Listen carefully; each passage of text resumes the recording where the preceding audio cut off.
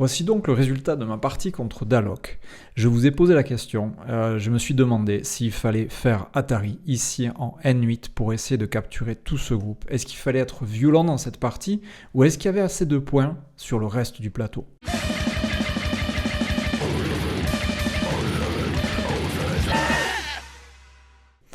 Moi, j'ai lu, je me suis dit, N8, blanc protège, je protège.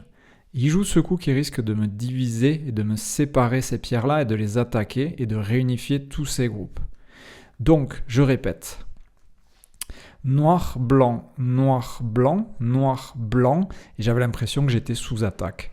Du coup, je me suis dit, ne jouons pas le bourrin. On pourra revenir sur ce coup plus tard. Et on va jouer un gros coup qui menace de faire un territoire beaucoup plus grand que l'adversaire, tout en restant raisonnable.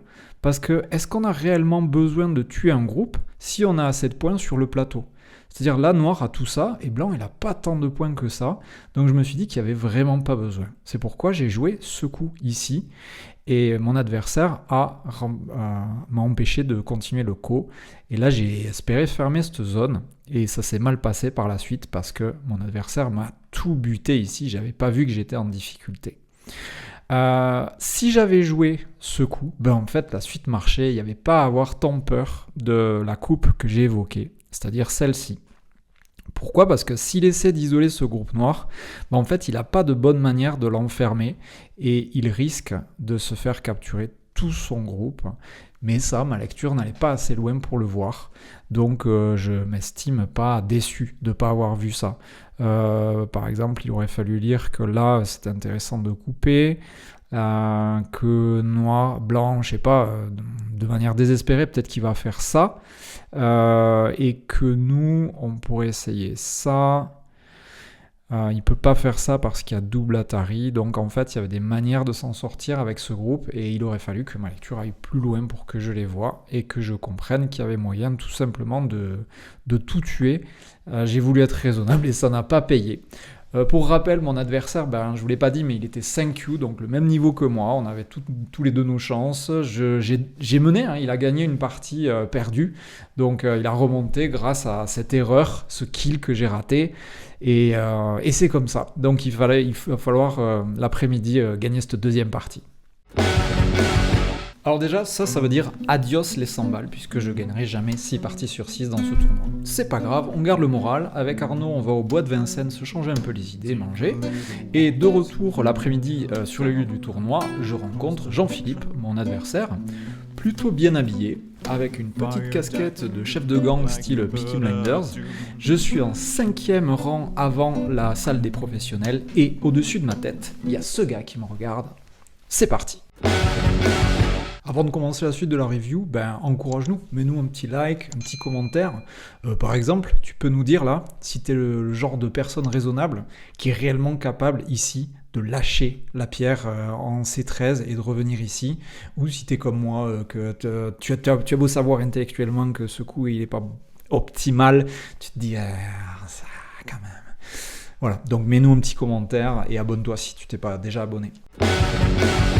Dans cette deuxième partie, je joue noir et regardez ce qui va se passer. Exactement le même combat qu'on a étudié à la partie précédente.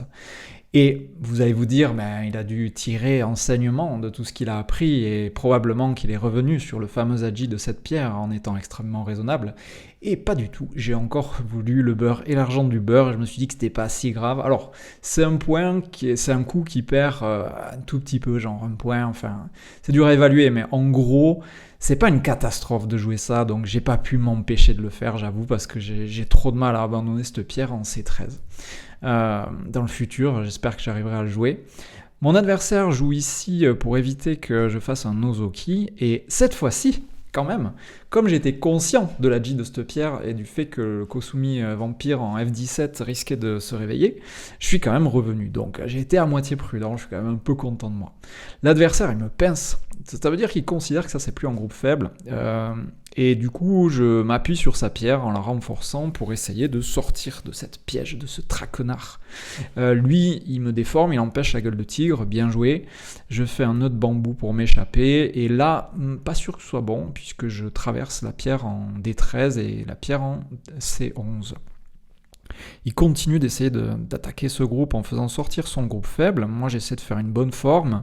Et là, je me dis que la situation est suffisamment stable pour jouer ailleurs.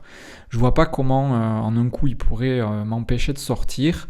Je sais que... Alors, j'avais une envie de jouer par ici pour attaquer son groupe, mais je me suis dit que je le ferais plus tard. Et j'ai eu tort. J'aurais dû y aller direct. Je joue là parce qu'en fait, à ce moment-là, je trouve que les trois groupes sont à peu près stables. Enfin, non, en vrai, j'ai tort. C'est-à-dire que son groupe est très attaquable. J'aurais dû l'attaquer. Mon groupe est à peu près OK. Et le sien est à peu près OK. En fait, j'ai pêché par peur de voir naître une trop grande zone ici. Donc, j'ai voulu directement aller empêcher ça. Et lui, au contraire, il s'est dit « Ouais, ça va chauffer pour moi si je reviens pas ici. » Il a bien fait, honnêtement. Et en plus, ça a l'air d'être un coup santé parce que j'ai quand même envie de protéger ma pierre de Hoshi. Il me pince de loin pour essayer de développer une grande zone ici. Et moi, en général, quand on me pince, je viens au Sansan. Il me coupe.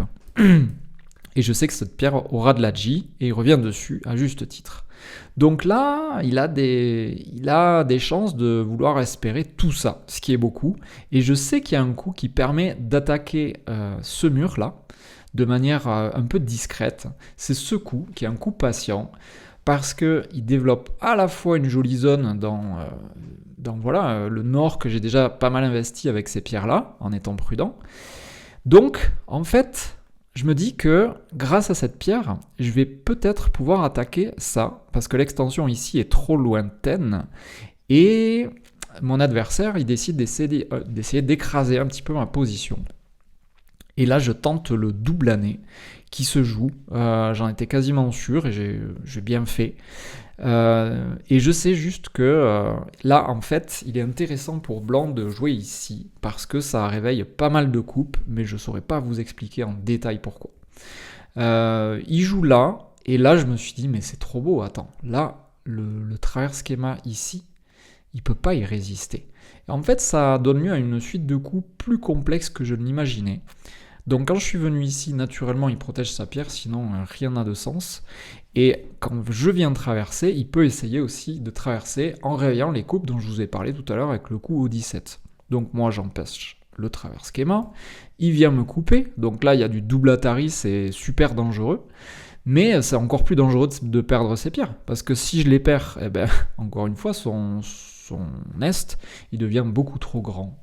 Du coup, je sauve en priorité ça, au risque de laisser tout ça. Mais je me dis que si jamais il m'attaque, par exemple, comme ça, peut-être qu'il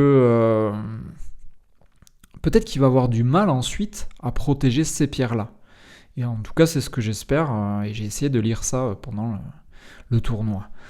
Donc, il a lu la même chose que moi, et il sent qu'il peut à la fois m'attaquer et protéger son groupe en étant prudent. Mais du coup, maintenant, il est probable que ce soit urgent pour Noir de venir protéger le double Atari. Donc, c'est ce que je fais. Il renforce donc son groupe faible, tout en attaquant mon groupe faible, et moi, je me dis que je vais faire un anti-nœud de bambou pour lui faire une mauvaise forme. Lui, il fait une mauvaise forme, et on pourrait réfléchir ensemble à la façon dont il pourrait procéder pour éviter cette mauvaise forme. Donc il aurait pu pousser ici pour réveiller encore les coupes, ça m'aurait probablement incité à jouer quelque part par là, et lui il aurait pu s'enfuir d'une manière ou d'une autre, et peut-être même reconnecter ces deux groupes faibles. Mais au lieu de ça, il a fait un angle vide. Je pense qu'à ce stade de la partie, c'était pas une bonne idée. Ça m'a permis de préparer une gueule de tigre qui l'empêche pas. Et là, j'aurais dû jouer là. Mais j'ai eu peur de ça et j'aurais vraiment pas dû.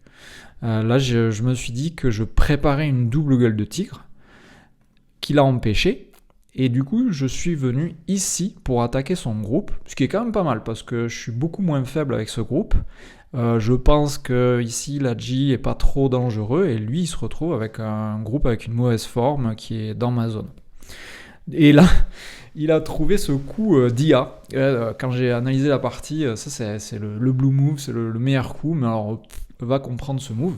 Donc moi j'ai juste l'impression que je peux agrandir ma zone en traversant et que même ça risque d'enlever l'Agi un petit peu de ses coupes, les dangers de ses coupes. Et en fait, là par contre, il a complètement abandonné, il a fait un double angle vide. Donc déjà il y en avait un ici, et ça en fait un deuxième. Et du coup, moi, ça me permet de revenir tranquillement sur toutes les faiblesses que j'avais. Ça veut dire qu'à partir de là, je vais avoir un noir vraiment big, flippant. À la place de cet angle vide, peut-être qu'il aurait fallu réfléchir aux deux Toby. Et honnêtement, ils étaient assez bons. Même s'ils sacrifient cette pierre, oulala, si je commence à jouer aux échecs, ça va pas moi. Même si on sacrifie cette pierre, ça permettait de relier les deux groupes faibles tranquillement et de continuer à attaquer ça. Par exemple, je sais pas, peut-être comme ça, peut-être comme ça. Donc voilà. La super bonne idée, je sais pas comment il a osé en tournoi, hein, souvent c'est pas en tournoi qu'on ose faire des coups de dingue quand on les maîtrise pas, et là par contre quand je joue ça, il a dû envisager cette possibilité, il a fait un double angle vide, un peu dommage, ça me donne beaucoup de nord. Ensuite, il sauve son groupe, et moi aussi, je décide quand même de jouer à partir du groupe qui pourrait être attaquable. Je fais un grand saut parce que j'ai un Pornuki, c'est un faux Pornuki, mais quand même, il est là, et ça me permet de sauter un peu plus loin. Et lui, il vient comme un bourrin ici. Je pense pas que ce soit une bonne idée, parce que ça fait un double année à la tête de 2 pierres, mais lui, il considère que comme il a beaucoup d'alliés de ce côté-là, il peut se le permettre. Donc là, il veut toujours nous attaquer, et il décide de sacrifier une mauvaise forme pour avoir une attaque. Le problème, c'est qu'il a encore des faiblesses ici. Moi, j'essaie de m'enfuir en faisant pas des formes trop dégueulasses, et il me divise, ça c'est normal, et en plus c'est très bien, parce que ça lui permet de connecter quand même quasiment ces deux groupes faibles. Moi, toujours pareil, je veux pas non plus qu'il enferme ce groupe qui, depuis le début, est intermédiaire. Et quand il vient là, j'ai eu peur de cette coupe. C'est-à-dire que là, en fait, voilà, je vous explique pourquoi j'ai joué ça. Bon, ça c'est logique, c'est que si je joue ailleurs, je capture ces pierres et là j'ai une super voie de sortie. Mais j'aurais pu jouer là. J'avais envie d'y jouer, mais j'ai pas osé parce que j'avais peur qu'il me coupe et du coup qu'il tue tout ce groupe. Sauf que j'ai mal lu parce qu'il y a Shicho et que ce Shicho est plutôt super bon pour moi. Donc là... dommage. En tout cas, je joue ça, qui était aussi un plan imaginable, mais qui a juste rendu la partie un peu plus complexe. J'ai toujours peur de la coupe, donc je fais ça qui protège de manière indirecte, et on sait jamais. Moi, je me disais qu'avec cette pierre, peut-être qu'on pourra séparer ce groupe-là, et on ne sait pas. Peut-être aussi qu'on pourrait séparer celui-là. Donc je me suis dit que ça réparait la coupe et qu'en même temps ça m'ouvrait quelques opportunités. Lui, il décide d'aider ce groupe faible. Ça veut dire quoi ? Que s'il obtient tout ça et qu'il détruit ma zone ici, c'est plutôt bon pour lui et ça pourrait lui permettre de gagner parce qu'il y a quand même beaucoup de points ici. Donc il faut à la fois pas que je meure avec tout ça, et à la fois que je l'empêche de réaliser son plan.